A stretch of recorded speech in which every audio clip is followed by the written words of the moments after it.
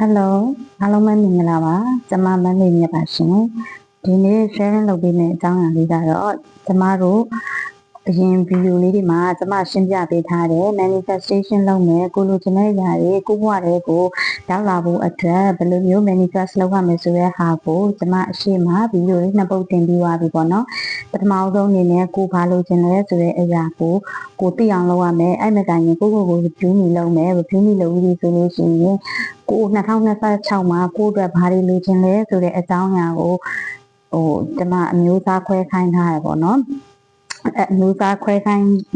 ထားတယ်ဆိုတာတဲ့ခွဲတဲ့နည်းလေးပေါ့နော်အဲ့ဒါလေးကိုကျမ sharing လုပ်ပြီးသွားတယ်အခုကျမလည်းဘယ်လိုမျိုးလုပ်ထားလဲဆိုတော့ဒါကကျမအတွက်2026အတွက်ပေါ့နော်ကို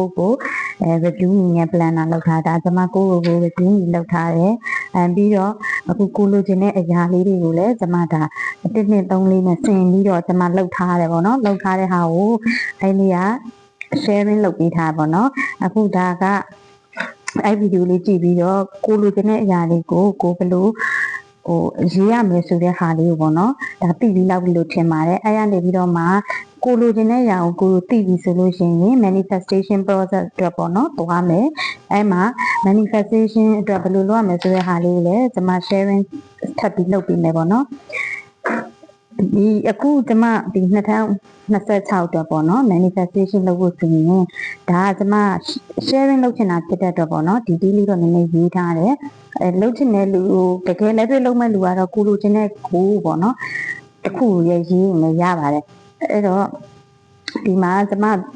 ပြောချင်တာပေါ့နော်ဒီလိုချင်တဲ့အရာတွေကိုကိုကတတ်မတ်ပြတ်သားသားတင်ရှားနဲ့တော့တတ်မှတ်ဖို့လိုတယ်လို့ကျွန်မရှေ့မှာလည်းပြောခဲ့တယ်ပေါ့နော်ရှေ့မှာလည်းပြောခဲ့တယ်အဲ့အတွက်ကြောင့်မို့လို့ဒီမှာ clear goal ပေါ့နော်ဒါကိုဘာလို့ချင်လဲဆိုတဲ့အရာတော့ကိုသိဖို့လိုတယ်အဲ့တော့ clear goal မှာဆိုရင် goal တွေနဲ့ပတ်သက်ရင်ဘာတွေချမှတ်လို့ရလဲဆိုရင် personal develop ချလို့ရတယ် financial ငွေကြေးပိုင်းဆိုင်ရာတွေကျန်းမာရေးနဲ့ပတ်သက်တာတွေ relationship ပေါ့နော်နဲ့ပတ်သက်တာတွေနောက် career နဲ့ပတ်သက်တာတွေ travel တွေနောက်ကို travel ဆိုတာကိုခရီးသွားချင်တာကိုယ့်ရဲ့အိမ်မက်တွေဝါသနာတွေပေါ့ဒါတွေကိုအကောင့်ထဲပေါ်ဖို့အတွက်လေဒါကိုအနေနဲ့သတ်မှတ်လို့ရပါတော့နော်အဲ့တော့ဒါဒီအမျိုးသားတွေထဲမှာကိုကြိုက်တဲ့ဟာကိုအကုန်လုံးလည်းဖြစ်ချင်ဖြစ်မယ်တစ်ခုတည်းလည်းဖြစ်ချင်ဖြစ်မယ်ရတယ်ဘာမှမဖြစ်ဘူးเนาะအဲ့တော့ဒီမှာတော့ကျွန်မဥပမာအနေနဲ့ပြမယ်ဆိုကျွန်မတော့ financial လေးကိုယူလိုက်တယ်ပေါ့နော်ဒါ financial ငွေကြေးပေါ့အဲ့ဒီမှာ clear ကိုရပြီဆိုလို့ရှိရင် specific ဆိုတိကျမယ်ကိုဘာလို့ခြင်းလဲဆိုတဲ့အရာတခုကိုတိကျသိကိုသိရမယ်ပေါ့နော်အဲ့တော့ specific အနေနဲ့ကျွန်မ financial ငွေကြေးနဲ့ပတ်သက်ပြီးကျွန်မ manifest လုပ်ကြံဘယ်လိုမျိုးလဲဆိုရင်ကျွန်မအသက်40မှာကျွန်မ passive income ပေါ့နော်တစ်ခုကနေတစ်လဝင်ငွေ300နဲ့300ကြားရချင်တယ်ရအောင်ရမယ်ပေါ့နော် passive income လည်းဖြစ်ကြမယ်ကျမတို့ passive income လည်းဖြစ်ရမယ်တစ်လကို300နဲ့300ကြားလည်းကျမလိုချင်တယ်ဒါဆိုရင်ကျမအတွက်ကစီးပွားရှာမယ်မတ်ကလည်း passive income ပြီးလို့ရှိရင်တစ်လကိုအမောင့်ဘယ်လောက်လဲဆိုတာလည်းကျမပါပြီပေါ့နော် okay အဲ့ဆိုရင်ကျမလိုချင်တဲ့ကျမချချင်တဲ့ကိုသိပြီအဲ့ကိုကနေအဲ့ကိုဒီထက်ပိုပြီး specify လုပ်လိုက်ပြီနောက်တစ်ခုအနေနဲ့ဟုတ်ပြီ identity ကိုဘယ်လိုသတ်မှတ်မလဲပေါ့နော်ဒါလည်းအရေးကြီးတယ်ကျမတို့ manifest process လုပ်တဲ့အခါမှာအစိတ်အများကြီးတွေးနေတဲ့အစားပေါ့ကိုဘယ်လိုပုံဖော်မလဲဆိုတဲ့ဟာမှာဒီဟာလေးကအရေးကြီးတယ်အဲ့တော့ကျမကိုဘယ်လိုသတ်မှတ်လိုက်လဲဆိုတော့ကျမဒီအသက်40နောက်ပိုင်းမှာ financial freedom ဖြစ်ရမယ်ငွေကြေးလွတ်မြောက်ကမယ်ပြီးလို့ရှိရင်ကိုယ့်အတွက်မိတိုင်း quality တိုင်းနဲ့ဘဝအေးချမ်းဖြတ်သန်းနေတဲ့သူတယောက်ဖြစ်နေပြီးအဲ့သူတယောက်အနေနဲ့ကျွန်မပုံဖော်လိုက်မယ်အဲ့လိုမျိုးပုံဖော်လိုက်တယ်ဆိုရင်ဒီအဆင့်တွေကအကုန်ပါသွားမှာပဲနော် passive income တွေငွေဝင်တာတွေတစ်လ300နဲ့300ကျော်ဝင်တာတွေဆိုတာလည်းအကုန်ပါသွားမယ်ဒါကြောင့်မို့လို့ဒီ identity ကအရေးကြီးတယ်ကိုဘယ်လိုဖြစ်ချင်တာလဲကိုဘယ်လိုတစိတ်ကတ်ချင်တာလဲအဲ့တော့ကျွန်မတစိတ်ကတ်ချင်တာကျွန်မဒီအသက်40နောက်ပိုင်းမှာကျွန်မကငွေကြေးဆိုင်ရာမှာလွတ်လပ်ပြီးတော့ငွေကြေးလွတ်လပ်တယ်ဆိုတာလည်းကျွန်မရှိပြီးတော့မှလည်းရှင်းပြပြီးသွားပြီ။ဘာလဲဆိုတော့ကိုယ့်ရဲ့ပေါ့လာစဉ်အသုံးစရိတ်ပေါ့နော်။လုံလောက်မှုရှိရမယ်ပြောမှဆိုဝင်ငွေထက်ငွေရမျှတပြီးတော့စီးဆင်းနေတယ်အကျွေးတင်းနေရဆိုရင်ဒါ financial freedom လို့ပြောလို့ရတယ်။ချမ်းသာတာ မချမ်းသာတာထက်ပေါ့နော်ဒါမျိုးကိုပြောချင်တာပါအဲ့တော့အဲ့အတွက်လည်းဝင်ငွေကlevel စီးခြင်းမှုတစ်ခုကတော့ဖန်တီးထားမှာပေါ့နော်အဲ့ဒါတော့ active income ပဲဖြစ်ဖြစ် passive income ပဲဖြစ်ဖြစ်ပေါ့ anyway ပေါ့အဓိကကတော့ financial freedom ဆိုတာကိုယ့်အတွက်ကကိုယ့်ရဲ့ဝင်ငွေထက်မျှတပြီးတော့ပုံမှန်level စီးခြင်းနေတဲ့ငွေဝင်ပေါက်ရှိနေအဆင်ပြေတယ်အဲ့တော့ဒါကျမကိုကျမဘယ်လိုသတ်မှတ်လိုက်လဲဆိုလို့ရှိရင်အသက်40မှာကျမက financial freedom ဖြစ်တဲ့ quality တိုင်း need တိုင်းနဲ့ဘဝကိုအေးအေးဆေးဆေးဖြတ်သန်းနေတဲ့သူတစ်ယောက်အဖြစ်တစ်စိတ်ကပ်လိုက်တယ်ဟုတ်ပြီအဲ့ဒါဆိုရင်ဒါကျမတို့ကိုယ်လည်းသတ်မှတ်ပြီးပြီကိုယ်လည်းတိတိကျကျရေးပြီးပြီကိုယ်လည်းဘယ်လိုဆိုတာသတ်မှတ်ပြီးပြီအဲ့ဒါဆိုရင်ဟုတ်ပြီဘယ်နည်းလမ်းနေနဲ့ manifestation လုပ်မလဲ method ကိုလည်းရွေးရမယ်ပေါ့နော်အဲ့တော့ method ကထင်ရှားတဲ့ method တွေဆိုရင်55ကြောင်း9ရက်ရေးတာ369 method မနက်3နေ့လယ်6ညနေ9ဆိုပြီးကိုလိုချင်တာကိုအဲ့လိုရွတ်တာပြီးရင် water manifestation ရေတောက်တိုင်းဆန္ဒပြုတာပြီးရင်မှန်ရှိမှပြောတာနောက်တစ်ခုကချရေးတာဂျာနယ်လင်တချို့ကျတော့ affirmation positive affirmation တွေပေါ့နော်အဲ့ဒါတွေရွတ်တယ်ဒါမှမဟုတ် visualization လုပ်တယ်ခြားနည်းလည်းရှိအောင်ပါဒါကတော့ကျမသိတဲ့လောက် method လေးတွေချရေးပြပါပေါ့နော်အဲ့တော့ပြောချင်တာစိုက်တဲ့နည်းကိုတော့ကျမကတော့ဒီမှာကျမရေတောက်တိုင်းလူကလည်းရေကတောက်ရတယ်ရေလဲတောက်ဖြစ်အောင်ရေတောက်တိုင်းလည်းတတိလေးနဲ့တောက်ရအောင်ရေလဲတောက်ဖြစ်နေတာဆိုတဲ့အတွက်ကြောင့်မို့ရေတောက်တိုင်းနဲ့ဆန္ဒပြောင်း water manifest လုပ်မယ်ပြီးလို့ရှိရင်ကျမ visualization လေးလည်းလုပ်မယ်ပေါ့နော်ကျမတော့ဒီ method ကိုရေးလိုက်တယ်ဒီ method တွေထဲမှာလည်းကျမဒီ55ကြောင်း9ခေါက်9ရက်ရေးတာလည်းလုပ်ဘူးတယ်အောင်မြင်ခဲ့ဘူးတယ် water manifestation လည်းအောင်မြင်တယ် visualization လည်းကျမအောင်မြင်ခဲ့တယ်ပေါ့နော်ကျမလူချင်းတဲ့ goal လေးတွေကိုကျမအဲ့လိုနဲ့လုပ်ခဲ့ပြီးတယ်အဲ့တော့ဒီ water manifestation ကြောင့်သိကျင်တယ်ဆိုလို့ရှိရင်ကျမ YouTube မှာလည်းတင်ထားတယ်ကျမရဲ့ Abundant Life by ညီမြတ်ဆိုတဲ့ YouTube channel မှာလည်းတင်ထားတယ်အဲ့ဒါကဒီပေါ့နော်ကံမြင့်လက်ဖွင့်စွမ်းအင်မြင့်ဆိုတဲ့စာအုပ်မှာလားမသိဘူးကျမရေးထားတယ်ဒီ water manifest ဘယ်လိုလုပ်ရမလဲဆိုတဲ့ဟာပေါ့နော်ရေးရဲ့စွမ်းအင်ကဘယ်လိုလဲဆိုတာတွေကျမ sharing လုပ်ပေးထားပါတော့အဲ့တော့အဓိကတော့ရေးတောက်တိုင်းကိုလိုချင်တာကိုဆန္ဒဖြစ်မယ်ပေါ့ဟုတ်ပြီဒါနီးလန်းသိပြီဆိုရင် plan ကိုသိရမယ် plan ဆိုတာဒီနီးလန်းတွေကိုအသုံးချဖို့အတွက် daily သွားမှာလား weekly သွားမှာလား monthly ပေါ့နော်အဲ့ဒါပြောမယ်ဆိုကိုယ့်ရဲ့ daily routine ကိုပြန်ဆွဲပေါ့နော်ဒါလည်းရှိဖို့လိုတယ်တနေ့ကငါဘယ်နဲ့ချိန် manifest လုပ်မှာလဲဒီဟာအတွက်အချိန်ဘယ်လိုပေးမှာလဲဆိုရဟာရှိရမယ်မရှိရင်တော့မရဘူးအချိန်သက်သက်မှတ်လေးနဲ့လုပ်တာကောင်းတယ်ပြီးလို့ရှိရင်ဒီကိုပေါ့နော်ဒါတွေလုပ်ဖို့အတွက်ကလည်းပြောရမယ်ဆိုရင် manifestation ဆိုတာတနည်းအားဖြင့်စိတ်အလုပ်လုပ်တာလို့လည်းပြောလို့ရကိုလိုချင်တာတွေကိုဘဝထဲရအောင်ဒီစိတ်နဲ့တွေးပြီးတော့ပုံဖော်ပြီးတော့ဆွဲရတာလည်းဖြစ်တယ်ကို energy ကောင်းနေဖို့လည်းလိုတယ်ဒါကြောင့်မို့ကျမကဒီမှာ energy ကြောင်းလည်းထည့်ရေးထားတယ်ပေါ့နော်ဒီ energy မြင့်ဖို့အတွက်ဆိုရင်ဘာလို့မှကျမတို့ meditation တွေလုပ်ရမယ်ဒါလုပ်နိုင်ရင်လုပ်ပေါ့နော် meditation လို့ပြောလိုက်တိုင်းဗုဒ္ဓဘာသာမှာတရားထိုင်ရတာမဟုတ်ပါဘူးပေါ့နော်အဲ့တော့ any religious meditation လုပ်နိုင်ပါတယ်ဒါမှမဟုတ် workout လုပ်ခြင်းလုပ် yoga လုပ်ခြင်းလုပ် healing လုပ်ခြင်းလုပ်နော် relax ကနည်းမျိုးစုံရှိရတချို့ကြတော့ကိုယ်အတွက်ခရီးသွားတာ relax ဖြစ်တယ်စာအုပ်ဖတ်တာ relax ဖြစ်တယ် music နားထောင်တာ relax ဖြစ်တယ်စာရေးတာဥမာပေါ့တချို့ကတိတ်ဆိတ်နေနေတာဟိုကထိုင်နေတာဟိုကလည်း relax ပဲအဲ့တော့တခုပေါ့နော်အဓိကကိုယ် energy မြင့်ဖို့ပဲချို့ကြတော့အိတ်လိုက်တာပေါ့အဲ့တော့ကိုက energy high vibe ဖြစ်ဖို့လည်းလိုတယ်အဲ့ဒီအပြင်ကို energy high vibe ဖြစ်ဖို့အတွက်အစားအသောက်ကလည်းအရေးကြီးရယ်နော်အဲ့တော့ကျမဒီမှာလည်းအစားအသောက်လေးထည့်ရေးပေးလိုက်မယ်ပို့စီပေါ့အဲ့တော့ healthy foods တွေစားရမယ် healthy food စားရမယ်နော်ပြီးလို့ရှိရင် fast food တွေကိုရှောင်မယ်fasting လေးဝင်လည်းပိုကောင်းတယ်ပေါ့နော်အဲ့တော့ဒီဟာတွေကိုဘယ်လိုလုပ်ရမလဲဆိုရင်ကျမရေးထားတယ်21 day ပေါ့ money challenge လို့လည်းခေါ်မယ် abundant life လို့လည်းပြောလို့ရတယ်အဲ့21 day ကိုကျမစာအုပ်လည်းထုတ်တယ်ဘယ်လိုလုပ်ရမလဲဆိုတော့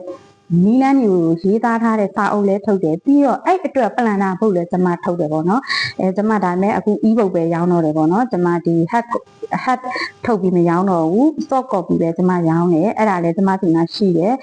အသုံးတဲ့လိုချင်တယ်ဆိုရင်တော့ကျမစီမှာတအုပ်8000ကျန်နေလာလို့ရပါပေါ့နော်လာဝယ်လို့ရပါတယ်ပြီးတော့ YouTube မှာလည်းအဲ့ဒါတွေ sharing လုပ်ပေးထားတာပေါ့နော်ကဲဟုတ်ပြီ energy ပြီးလို့ရှိရင်နောက်ဒီ manifest လုပ်တော့မယ်ဆိုမှဖြစ်မနေအရေးကြတာပဲself integrity ပြောရမယ်ဆိုတော့ ကိုဘယ်လိုပြောရမလဲကို့မှာတွန်းအားတစ်ခုပေးမှသူ့လူတုံးတယောက်ကကို့ push လုပ်မှတွန်းအားပေးမှကိုကလုံးမှတဲ့ဆိုင်ကိုပေးထားတဲ့ဂရီကိုကတည်နိုင်အောင်ပေါ့အခုဒါတွေလောက်တော့မယ်ဆိုရင်ငါဘယ်ချိန်မှာမလုပ်မယ်ဘယ်ချိန်မှာမလုပ်မယ်ဆိုကိုယ့်ရဲ့ daily routine ကိုပြောမှဆိုကိုယ့်ရဲ့တိုင်တီတွေကိုပြောတဲ့အတိုင်းကိုလိုက်နာဖို့အတွက်ကအများကြီးကြည့်ရဒါကြောင့်မလို့ရိုးသားရမယ်ဆိုတာဟိုဟာကိုပြောတာမဟုတ်ပါဘူးအဓိကကိုပြောတဲ့ plan တိုင်းကိုတိတိကျကျလိုက်နာရမယ်လုံနိုင်ရမယ်ပေါ့နော်ပြီးလို့ရှိရင်ကိုယုံကြည်မှုရှိရမယ်အရေးကြီးဆုံး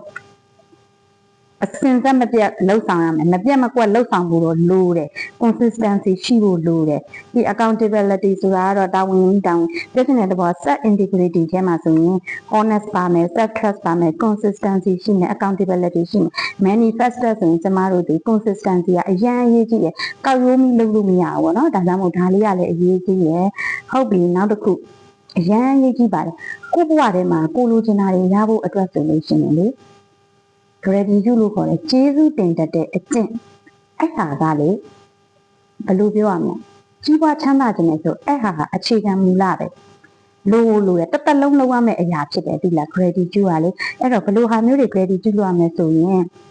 အဓိကကိုယ်ငွေဝင်ရလမ်းကြောင်းမှာဆက်ပတ်သက်တဲ့ဒီတွေပေါ့နော်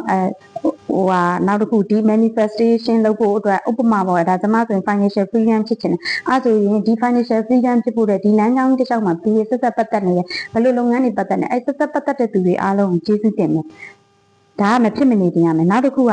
ကိုယ့်ရဲ့လက်ရှိဖြစ်တည်မှုဥမာပေါ့နော်တချို့ကကိုယ့်ရဲ့လက်ခုလက်ရှိကိုမလိုချင်ဘူးမကျေနပ်နိုင်ဘူးသဘောမကျဘူးမနှစ်သက်ဘူး